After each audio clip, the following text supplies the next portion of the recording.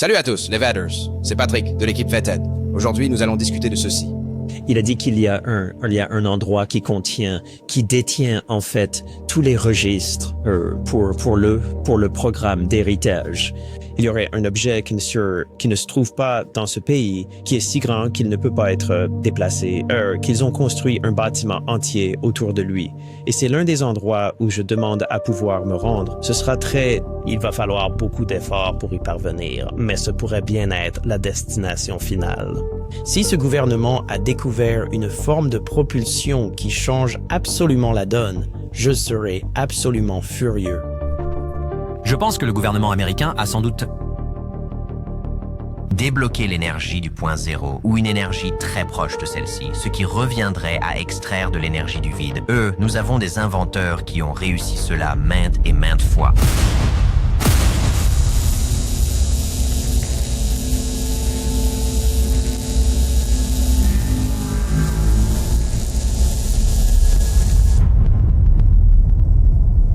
Alors, les Vaders, s'il vous plaît, mettez un pouce bleu. Ça aide beaucoup les vidéos et bien sûr, si vous n'êtes pas encore abonné, abonnez-vous. Bon, les Vaders alors, de quoi parle la vidéo d'aujourd'hui? Eh bien, elle parle d'énergie libre.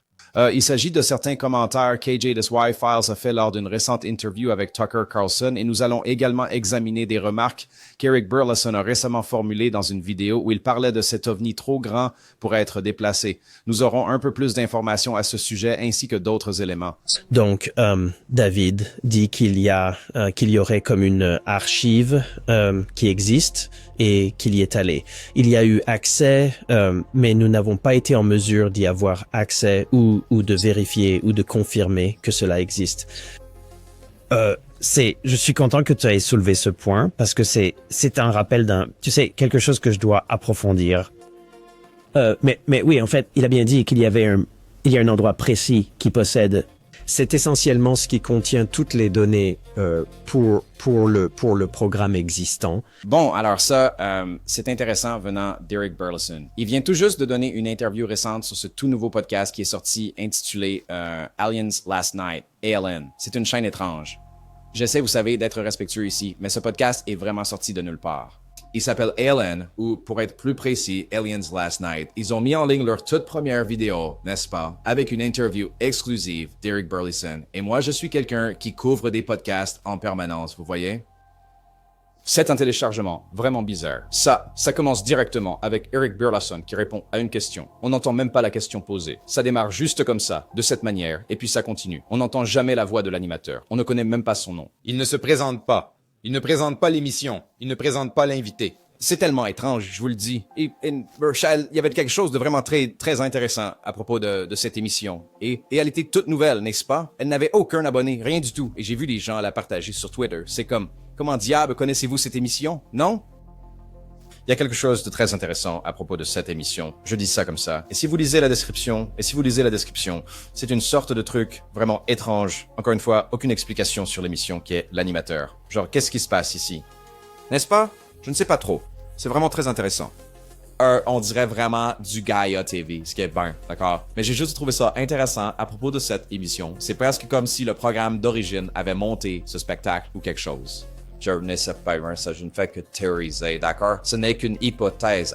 Donc, David Grush a révélé à Eric Burleson qu'il existe un endroit où sont conservés les dossiers du programme Héritage OVNI et là, elle fait « Ah oui, j'avais oublié ça. Merci de me l'avoir rappelé. Je dois aller enquêter là-dessus. » Eric Burleson, attendez une seconde. Les secrets de ces putains de sciences humaines, vous savez, l'expansion, j'ai oublié, mon Dieu, j'avais pourtant noté ça sur un post-it. J'ai complètement oublié de m'en occuper. Oui, il faut absolument qu'on se penche là-dessus, qu'on trouve où sont ces documents qui changeraient la face de l'humanité pour toujours. Ah, c'est juste un peu drôle. C'est tout ce que je dis. Mais regardez, Eric Burleson, je plaisante. Eric Burleson a beurre tué de pain sur la planche. Sure, je comprends. Vous savez, donc, je me moque juste un peu ici. Mais c'est intéressant de penser que David Grush affirme qu'il y a un endroit précis où se trouvent tous les dossiers du programme Héritage OVNI. C'est intéressant parce que d'autres personnes ont dit des choses différentes, n'est-ce pas? Comme il n'y a aucun dossier. C'est ce que Diana Pazolka a déclaré. Elle l'a dit de façon très connue dans le podcast de Danny Jones, qu'il existe une tradition orale pour transmettre tous les dossiers, n'est-ce pas? Ils les transmettent oralement, donc il n'y a aucune trace écrite. Or, David Grush affirme qu'il y a une trace écrite, ou peut-être un mélange, je suppose. Mais il y a donc un endroit où ils détiennent les preuves les plus accablantes.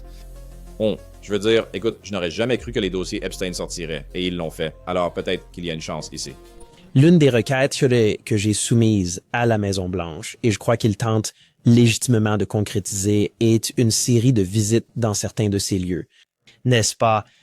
J'ai évidemment reçu tout au long de cette enquête des lieux où il est rapporté que ces matériaux ou objets, ou vous savez, des engins existent, où les corps existent, où les archives existent.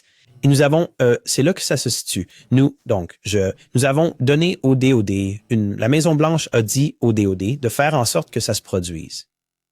Je veux dire, au crédit de Trump, pour être transparent. Donc, c'est l'étendue de leur implication. C'est littéralement juste de dire au département de la Défense que, Burleson nous soutenons sa demande. Faites tout votre possible pour que cela se concrétise. Et donc, je leur en suis profondément reconnaissant. La réalisation de tout cela a été extrêmement difficile. Vous avez encore une obstruction? Oui.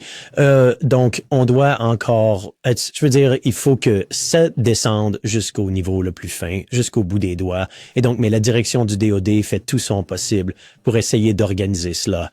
Et il faudra peut-être le réduire, l'alléger un peu au tout début. Donc, l'une des premières choses, actuellement, nous envisageons de suivre tout ce processus pour qu'au moins, moi seul, j'aille sur un site, et c'est au moins ce qu'ils demandent. Et ensuite, une fois que nous aurons constaté que ce processus fonctionne bien et que nous aurons clairement défini la marche à suivre, alors nous reproduirons cette approche dans les autres endroits et nous nous efforcerons d'y inclure d'autres membres du Congrès. Mais pour l'instant, faire une visite réduite, c'est ce que nous envisageons. Et à terme, nous irons à la zone 51 comme l'un de ces endroits, bien que vraiment juste par nostalgie. D'après toutes les personnes à qui j'ai parlé de ce sujet et qui ont des informations, elles disent que ce n'est pas là que, vous savez, les bonnes choses ne sont pas là. Alors, il y a vraiment beaucoup de choses intéressantes à découvrir là-bas. Et je pense que, vous savez, cela vient juste compléter l'ensemble du tableau. C'est quelque chose que nous devons absolument aller voir. Mais on m'a dit que ce n'est pas là que vous allez trouver les preuves concrètes. Alors, c'est intéressant. Il y a beaucoup de choses là-dedans, n'est-ce pas? Premièrement, Eric Burleson affirme que la Maison-Blanche a demandé au DOD, et faites que ça arrive, n'est-ce pas? D'accord. Espérons vraiment que ce soit le cas et qu'ils parviennent réellement à le concrétiser. J'ai l'impression qu'ils ont beaucoup de pain sur la planche en ce moment, mais on verra, hein?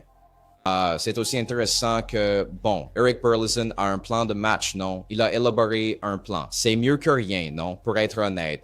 Pour, vous savez, l'essayer dans un endroit et si ça fonctionne comme modèle, aller dans les autres endroits avec d'autres membres du Congrès. Est-ce qu'ils ne vont pas déplacer tout ça? Je veux dire, s'ils savent et qu'ils ne veulent pas se faire prendre, non? Je veux dire, ce serait comme si des criminels avaient une planque ou quelque chose, une maison de criminels. Disons, imaginons une maison de drogue, d'accord? Et ils savent que les flics vont arriver dans les prochaines années. Et ensuite, ils ne déplacent pas l'opération et la laissent simplement là. Ça n'a absolument aucun sens, n'est-ce pas? Surtout qu'ils rendent toutes ces informations publiques. Ce n'est pas vraiment une opération secrète, n'est-ce pas? Alors, ça semble très inhabituel, non? Et vous vous dites peut-être... Eh bien, peut-être qu'ils ne peuvent pas, Patrick. C'est tellement lié à l'emplacement. Il n'y a aucun moyen de le déplacer. Bon, eh bien, Eric Burleson vient de dire qu'elle est à la zone 51. C'est plus pour la nostalgie. Il n'y a vraiment rien là-bas. Alors, est-ce que cela inclut S4? Parce que c'est ce que Bob Lazar a affirmé. Les 10 engins s'y trouvaient? Il y avait toute une installation, n'est-ce pas, pour étudier ces ovnis, travailler dessus, essayer de faire de la rétro-ingénierie. Et vous dites, Patrick, eh bien, c'était à la fin des années 80, vous savez, au début des années 90, d'accord? Mais les ont-ils déplacés? Ou ne peuvent-ils pas les déplacer? Ou ont-ils déplacé ceux-là, mais ne peuvent pas déplacer les autres? De quoi est-ce qu'on parle? Et d'autres lanceurs d'alerte sont venus dire, non, il y a des extraterrestres qui travaillent à la zone 51 aux côtés des humains, n'est-ce pas? Encore une fois, qui Eric Burleson écoute-t-il sur tout ça? On dirait David Grush. Alors ça me fait penser, eh bien, David Grush pense que beaucoup de gens ont tort, n'est-ce pas? Et il y a beaucoup de conneries dans cette communauté. Alors les gens comme moi qui le dénoncent, pourquoi sommes-nous si mauvais? Pourquoi sommes-nous si facilement dupés? Toutes ces histoires ne sont pas vraies. Nous devons donc faire preuve de scepticisme, d'accord? Encore une fois, nous ne possédons aucune information. Nous essayons de voir la vraie image, comme j'aime à le dire, à travers 7 vitraux. Qu'est-ce qui se passe? Quoi? Nous n'avons pas le choix. Non, Patrick, contente-toi d'attendre que ça arrive. Contente-toi d'attendre que ça arrive. Pourquoi? Je ne peux pas le dire, on ne peut pas spéculer, on ne peut pas en parler. Les gens peuvent avancer des affirmations et raconter n'importe quoi, mais alors là, attendez. On n'aurait donc pas le droit de poser des questions, de contester un petit peu ou de demander des précisions supplémentaires, n'est-ce pas? Ou d'émettre des hypothèses sur la façon dont les choses fonctionnent, n'est-ce pas? C'est vraiment, vraiment très intéressant. Passons à autre chose maintenant. On dit qu'il y a un objet, pas dans ce pays si grand qu'on ne peut pas le déplacer, qu'ils ont construit un bâtiment entier autour. Et je crois que Greer ou un autre individu a mentionné ce site, mais je ne le dirai pas car c'est un lieu classifié. Mais il y a un objet vraiment apparent. On a signalé un très grand objet et c'est l'un des endroits où je demande à me rendre.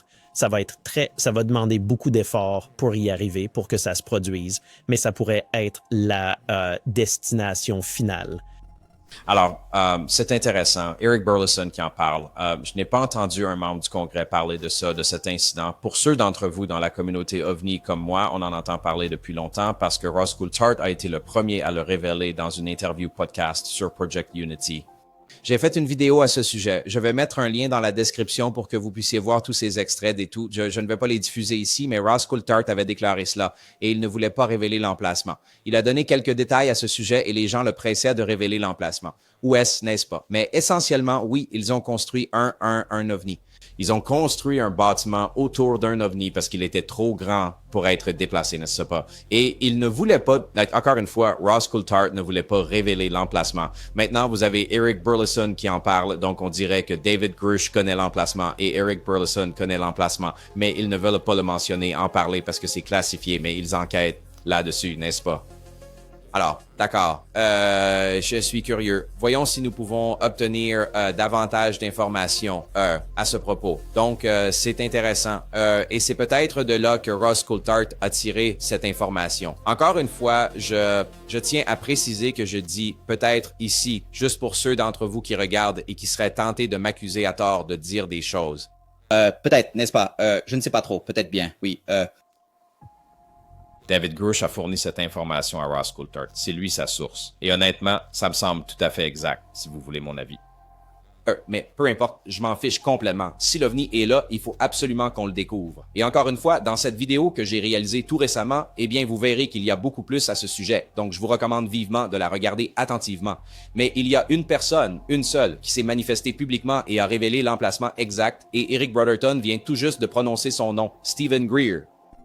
J'avais eu affaire à une installation située en dehors de Séoul, en Corée du Sud, où se trouvait un énorme véhicule extraterrestre qu'ils avaient abattu apparemment à l'aide d'un système de guerre électronique qui était dans un... Ils avaient dû creuser une très grande partie de la montagne juste pour pouvoir contenir cet objet parce qu'il était bien trop grand pour être déplacé vers n'importe quel autre site et il s'y trouve encore aujourd'hui. Donc c'est un peu comme... Vous savez, Stephen Greer, lui, n'a eu absolument aucun problème à se manifester. On ne peut qu'adorer Stephen Greer qui sort du bois et affirme « c'est en Corée du Sud », n'est-ce pas? Et par coïncidence, comme je l'ai souligné dans ma vidéo, que, encore une fois, je vous recommande vivement d'aller voir une émission de télévision sud-coréenne, l'une des plus populaires de tous les temps en Corée du Sud, qui existe depuis la fin des années 90, d'accord, m'a contacté sur Twitter pour me demander de faire une interview avec moi à propos de cette histoire. N'est-ce pas? Stephen Greer avait dit qu'un ovni était trop grand pour bouger et qu'il se trouvait dans une base militaire en Corée du Sud, n'est-ce pas? Et ils m'ont contacté pour faire une interview et j'ai dit oui, puis ils se sont rétractés en disant « On vous recontactera quand on aura un peu plus d'éléments ». J'ai le sentiment qu'ils ne me recontacteront pas, mais c'était intéressant. N'est-ce pas? Ils ont peut-être... Stephen Greer leur a peut-être dit « Oh non, non, ne parlez pas de ça », n'est-ce pas? Je ne sais pas, mais j'ai trouvé ça vraiment intéressant. Donc, c'est une information qui circule.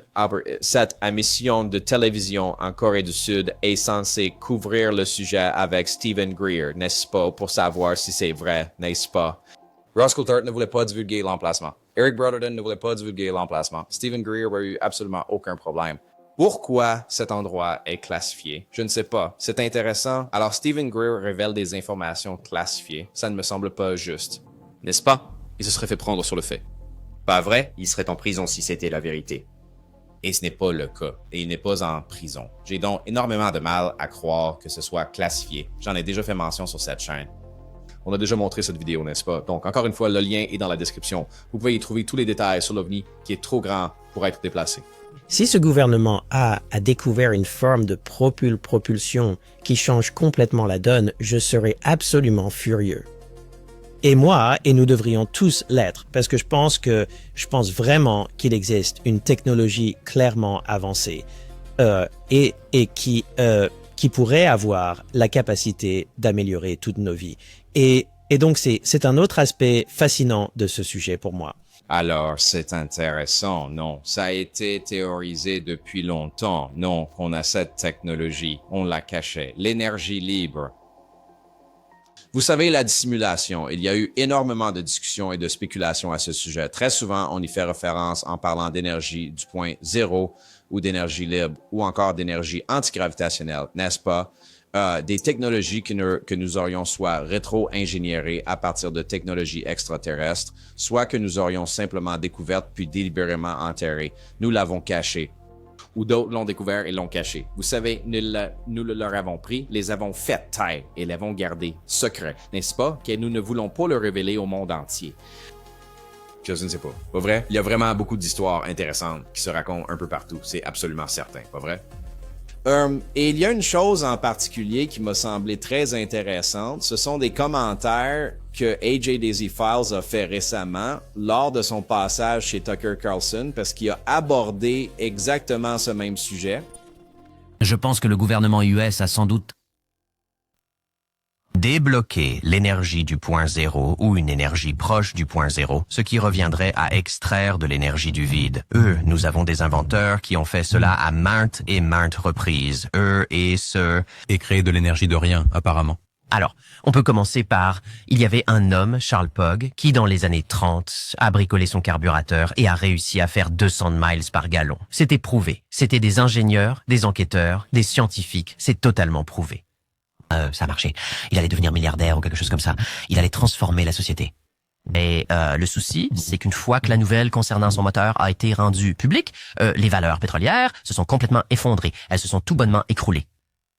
Alors, l'industrie pétrolière a fait pression sur le gouvernement américain. Nous devons faire quelque chose à ce sujet. Et en 1951, la loi sur le secret des inventions a été adoptée. Désormais, si vous brevetez un appareil qui est efficace à plus de 20%, il est instantanément classifié. C'est désormais un secret d'État. C'est vital pour la sécurité nationale. Vous ne pouvez pas en parler. Vous ne pouvez pas le fabriquer et vous ne pouvez pas le commercialiser à moins de le vendre à l'armée des États-Unis. Vous ne pouvez absolument pas le faire. Ça a continué pendant un bon bout de temps. Ensuite, il y a eu un homme qui s'appelait Tom Ogle. Et Tom est Nous sommes dans les années 70, là. Il rebranche accidentellement le moteur de sa tondeuse pour prendre l'échappement et le renvoyer dans le carburateur. Et cette chose fonctionne avec un gallon d'essence pendant 78 heures ou quelque chose comme ça. Alors, il peut reconfigurer sa voiture. C'est comme une Ford Galaxy de 1976, vous savez, comme un bateau. Et il fait 200 miles par gallon avec ça. On lui propose $1 milliard de la part d'un pays producteur de pétrole. La compagnie Shell Oil lui offre ensuite $25 millions pour son brevet qu'il examine, mais ils ont l'intention de le laisser de côté, alors il refuse. C'est considéré, vous savez, peut-être l'une des plus grandes inventions de tout le siècle. Soudain, Tom, sans aucun antécédent de consommation de drogue, titube hors d'un bar. Il est ivre et il est tué. Et c'est la fin de l'histoire de Tom Ogle. Et ça... Tout disparaît. Toutes ces recherches s'évanouissent. Et cela se répète encore et encore et encore jusqu'à Stanley Meyer. Et vous vous souvenez peut-être de Stanley Meyer et de sa voiture à eau. Quelle histoire incroyable là, de la part d'AJ. Tout le monde sait à quel point j'adore les Y-Files. Je suis un immense fan d'AJ. J'ai travaillé avec Gino, son frère, sur mon documentaire pendant l'été. Je soutiens à 100% les Y-Files. J'adore leur émission. Qui ne les aime pas? D'accord. AJ est comme un savant avec toutes ces informations. Vous savez, vraiment, c'est tellement impressionnant la quantité de connaissances qu'il retient et qu'il est capable de juste... on sent qu'il s'en soucie vraiment. On sent qu'ils ont vraiment fait des recherches approfondies sur les Y-Files. On sent qu'il sait vraiment de quoi il parle et qu'il croit fermement en tout ça. Et le fait qu'elle raconte cette histoire est fascinant parce que je crois que AJ s'en tient vraiment au fait, d'accord? Oui, il pourrait spéculer, mais il se base juste sur les faits bruts et froids. Et c'est vrai ce qu'il dit, n'est-ce pas? Ce type a bien inventé ces choses, ça a été étouffé, il est décédé mystérieusement, n'est-ce pas? Et tout cela disparaît. Et vous voyez, AJ vient tout juste de mentionner quelqu'un du nom de Stanley Meyer, n'est-ce pas? Parce que ce n'était pas la première fois que cela se produisait et ce ne sera probablement pas la dernière. Mais combien de temps peuvent-ils étouffer cette information? Au titre de notre journal de 6 heures, un rêve séculaire est en train de devenir réalité. Un inventeur de la région a découvert une méthode et tenez-vous bien d'utiliser de l'eau pour faire fonctionner votre voiture. C'est une percée majeure qui, sans doute, va ravir les automobilistes et comme l'explique Ralph Robinson, le Pentagone s'intéresse aussi beaucoup à ce projet. L'eau a toujours été considérée comme une ressource précieuse, mais l'invention de Stan Meyer pourrait la rendre encore plus inestimable. Il a développé ce qu'on appelle une pile à combustible à eau. Elle a remplacé son ancien réservoir d'essence. La pile à combustible à eau décompose les molécules d'eau en oxygène et en hydrogène. L'hydrogène est utilisé pour faire fonctionner son buggy des dunes. Ça m'est égal que vous utilisiez l'eau de pluie, l'eau de la ville, l'eau de mer. Si vous n'avez pas d'eau douce, allez-y et utilisez de la neige. Si vous n'avez pas de neige à votre disposition, alors utilisez de l'eau salée, car il n'y a aucun effet indésirable sur la pile à combustible.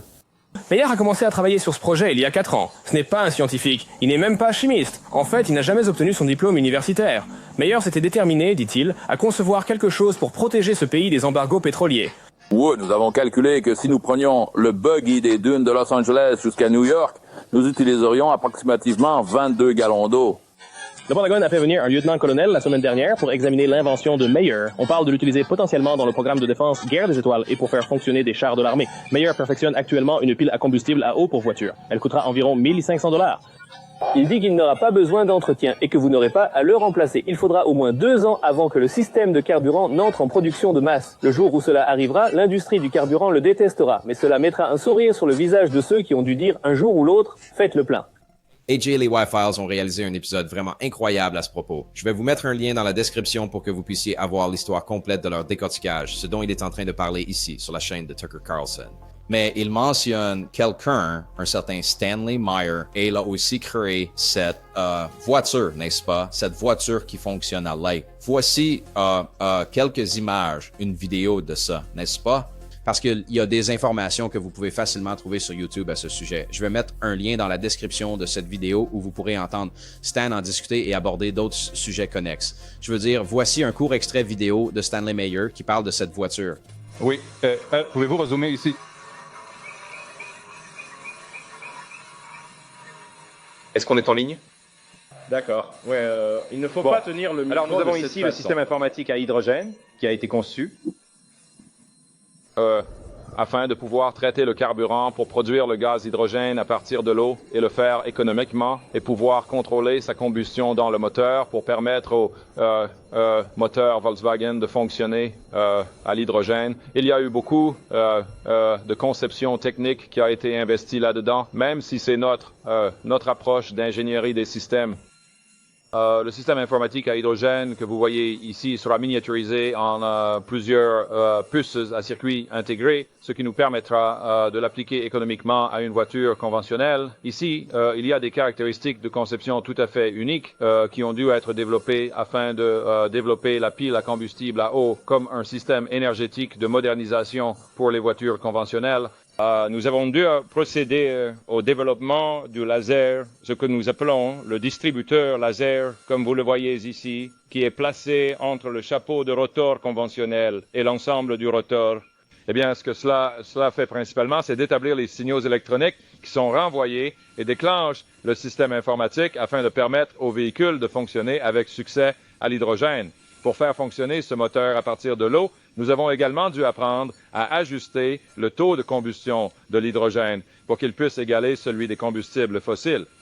Nous avons réalisé cela en prélevant simplement une partie des gaz d'échappement qui proviennent directement du moteur, comme vous pouvez le voir à travers ce tube que voici, qui passe ensuite par ce régulateur électronique qui est connecté à l'ordinateur à hydrogène. Et ce qui se passe, c'est que l'air ambiant, lorsqu'il pénètre dans le moteur et subit le processus de combustion, il génère des gaz incombustibles qui ralentissent la vitesse à laquelle l'atome d'oxygène s'unit à l'hydrogène pour provoquer l'allumage du gaz.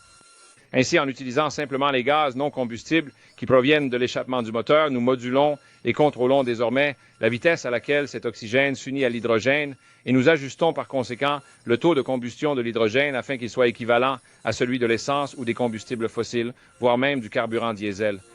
Et cela nous a permis de développer en premier lieu des capacités de modernisation ou d'adapter la technologie de pile à combustible à eau à un moteur existant et nous le faisons électroniquement. Et à présent, retournons à AJ pour nous parler davantage de Stanley Meyer. Et vous vous souvenez peut-être de Stanley Meyer et de la voiture à eau, car ça, c'est les années 90 maintenant. Donc maintenant, nous avons un véhicule qui On ne parle même plus de carburant fossile, ni de protéger une industrie de plusieurs billions de dollars. Nous avons une voiture qui roule à l'eau en utilisant l'électrolyse, qui existe depuis les années 1700. Mais l'électrolyse demande beaucoup d'énergie et une eau parfaite sans impureté. Mais Stanley a trouvé comment prendre l'eau du robinet, la mettre dans sa voiture et faire rouler sa voiture à l'eau.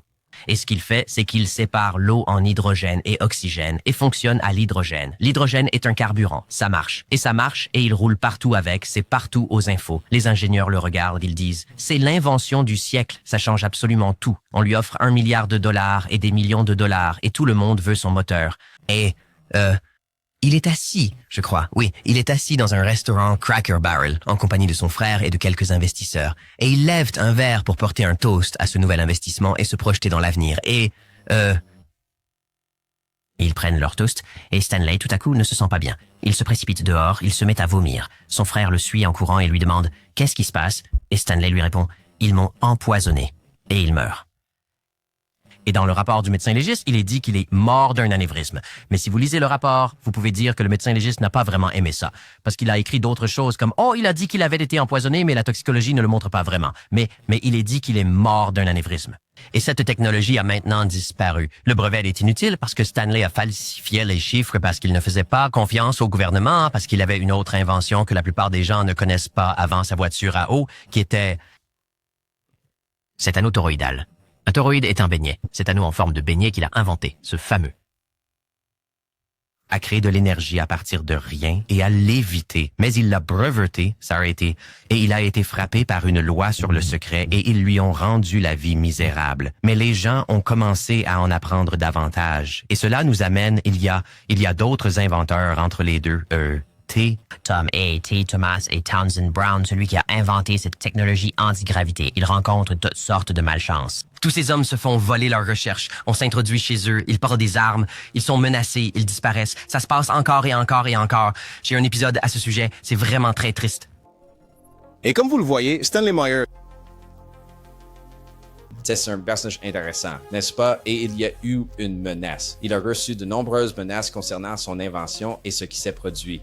Elle prétend même qu'on lui a offert $1 milliard pour qu'il mette fin à ses activités. Voici un extrait d'un documentaire sur Stanley Meyer qui avait été réalisé il y a très longtemps. Je vais également mettre un lien dans la description vers cette vidéo si vous souhaitez regarder l'intégralité. C'est honnêtement vraiment incroyable. Jette un coup d'œil. Si l'empire de Stan Meyer fonctionnait réellement comme il le prétend, vous rendriez l'énergie accessible et douce partout dans le monde, et ce de manière quasi gratuite. C'est un impact majeur, un impact majeur, un impact majeur. Lorsqu'une nouvelle technologie voit le jour, il y a une forte résistance à son adoption, parce que cela peut affecter de nombreux facteurs économiques. Dans ce cas particulier, aux États-Unis, nous déboursons environ $200 milliards par an pour le pétrole étranger. Il est tout à fait évident que les Arabes paieraient $200 milliards pour essayer de garder ce type de technologie hors de l'économie. Et à maintes reprises, au cours de la dernière décennie, on m'a proposé d'énormes sommes d'argent pour simplement tout vendre ou juste ne rien en faire. Les Arabes m'ont offert bien plus d'$1 milliard en espèces, simplement pour ne rien en faire du tout. Ma vie a été menacée à plusieurs reprises. Bien sûr, il se trouve que je crois au pouvoir des anges. Et si je ne crois pas au pouvoir des anges, je ne crois pas que je serai là très longtemps. Si ce que Stan Meyer a mis au point fonctionne, chaque moteur à piston, chaque turbine à gaz existant dans le monde aujourd'hui, s'il était équipé de son convertisseur, pourrait fonctionner grâce à lui. Avec juste une petite invention supplémentaire, nous pourrions obtenir des appareils autonomes qui fonctionneraient partout sur la planète. Je pense que ce qui m'inquiéterait, c'est que les gens qui vendent de l'énergie seraient essentiellement ruinés. C'est ce qui est arrivé au chariot Conestoga quand les trains sont arrivés, ou au Pony Express quand le télégraphe est apparu. Ils vont anéantir une base de pouvoir bien établie et ils pourraient ne pas se laisser faire facilement. Vous voyez, c'était une menace sérieuse pour les géants du pétrole, n'est-ce pas? Maintenant, réfléchissez-y un instant, n'est-ce pas? Cela anéantirait complètement l'industrie pétrolière.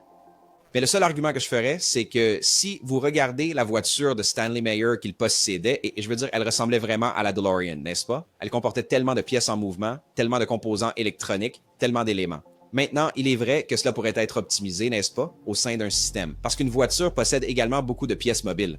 Mais cela pourrait être optimisé pour la production de masse, n'est-ce pas? Mais clairement, cela affecterait l'industrie pétrolière à 100%. Qu'en est-il des stations-service? Et ceci, et puis, je veux dire, il y a tellement de choses. L'effet d'entraînement et combien rapporte la grande industrie pétrolière? Énormément.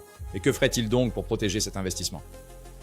Probablement n'importe quoi. Maintenant, laissons A.G. nous parler de la personne qu'il considère comme sa préférée, n'est-ce pas? Parmi ces héros de l'énergie libre, vous savez, comme j'aime les appeler, ceux qui ont créé quelque chose d'important et qui ont ensuite été réduits au silence, n'est-ce pas?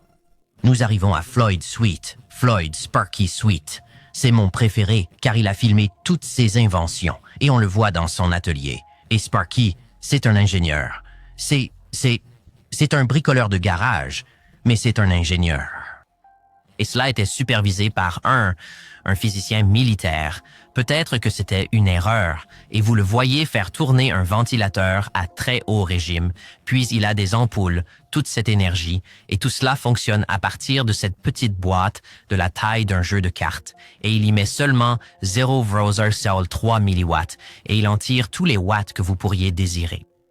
C'est un appareil auquel, peu importe ce que vous y connectez, quel que soit le besoin, il vous donnera l'énergie. C'est Sparky Sweet. Ceci est en fait lié à la technologie OVNI. Je ne sais pas si on ira jusque-là, mais ça se connecte. Donc Sparky a cette invention. Il reçoit de l'aide d'un physicien militaire.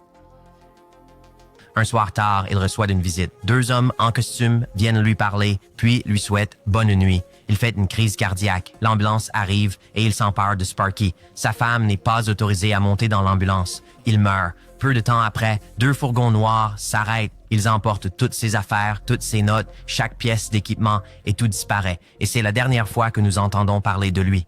Quelle histoire, je vous le dis. Allez voir cet épisode de Y-Files. Le lien est en bas. C'est incroyable. Adrian et l'équipe l'expliquent vraiment bien. Et c'est une chose fascinante à laquelle réfléchir. Et beaucoup de ces choses sont documentées. C'est là. N'est-ce pas? Ce sont des faits concrets, irréfutables, n'est-ce pas? Alors, les États-Unis possèdent-ils cette technologie et la cachent-ils pour aider également les grandes compagnies pétrolières? Je ne sais pas. C'est une question intéressante. Ou bien des gens la créent et ils utilisent la loi sur le secret pour la dissimuler, ce qui est une chose bien réelle. Le gouvernement peut venir et vous fermer s'il le veut. Et c'est effrayant, je dois être honnête. Je suis content d'être bête et de ne rien pouvoir inventer. On se retrouve à la prochaine, les amis. N'oubliez pas de nous. Chaque jour est un cadeau précieux, mes amis. La paix. Salut Patrick, je m'appelle Marco. En préparation de votre vidéo ou de votre documentaire sur la psionique, j'ai pensé que vous, juste à titre d'information et de recherche,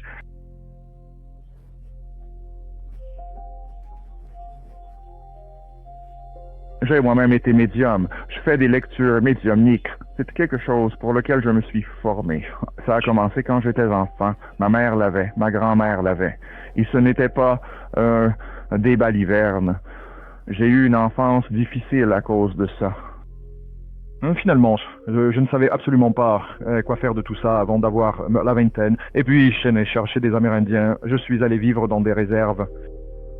Et j'ai très vite compris de quoi ils agissaient. Et maintenant, je le fais. Et je ne suis pas de ceux qui facturent $500 de l'heure. Je ne suis pas comme ça. Je travaille davantage avec les communautés autochtones. Mais bref, je voulais juste vous faire savoir, ces mots comme psionique, CE5, vision à distance, c'est tout la même chose. C'est plus ou moins la même chose. C'est juste une autre façon de décrire ce que certains appellent la clairvoyance. Les Amérindiens l'appellent parfois la marche spirituelle. Je veux dire, de très nombreuses cultures autochtones, depuis des milliers d'années, ont abordé divers aspects de cela. Et vous savez, tout cela n'est absolument pas nouveau. Et ces nouveaux types de terminologie, comme vous savez, comme je l'ai mentionné, la vision à distance ou le CE5, tout ça, c'est, enfin spécifiquement la psionique et la vision à distance, c'est, vous savez, établir un contact avec d'autres espèces. Les Amérindiens ont déjà évoqué cela, où c'est prendre une partie de votre conscience et la projeter ailleurs pour percevoir des choses. C'est ce qu'on appelle la vision à distance. Espionner des choses, peu importe ce que c'est ou quoi que ce soit. Mais vous savez, dans mes lectures, je le fais pour me connecter avec des personnes décédées, où j'ai retrouvé des objets perdus. J'ai travaillé avec la police à plusieurs reprises pour retrouver des enfants disparus. Ils mettent juste une carte devant moi et puis je fais git et j'arrive à le trouver. Vous savez, je ne peux même pas l'expliquer comment ça marche, mais pas vraiment. Mais vous devriez inclure ça, que les Indiens en parlent depuis longtemps. C'est juste qu'ils n'aiment pas parler en jargon scientifique. Ils parlent simplement, ce qui ne veut pas dire qu'ils sont stupides. Ce sont en fait des connaissances extrêmement sophistiquées. Donc, certaines des personnes les plus intelligentes que j'ai rencontrées ne savent même pas lire dans ces réserves. Alors, j'ai beaucoup appris de ces gens et j'espère vraiment que vous envisagerez de regarder aussi dans cette direction parce qu'il y a une très longue histoire à cela. Et ces gars, je veux dire, la plupart de ceux que j'ai rencontrés ils n'ont même pas fini le lycée et pourtant ils sont comme des docteurs en ce travail avec l'énergie et la conscience et tout ce qui s'ensuit. Mais renseignez-vous, vous y trouverez une mine d'or. C'est spécifiquement à Pine Ridge, Rosebud et certaines réserves Navarro qu'on vous en parle encore aujourd'hui.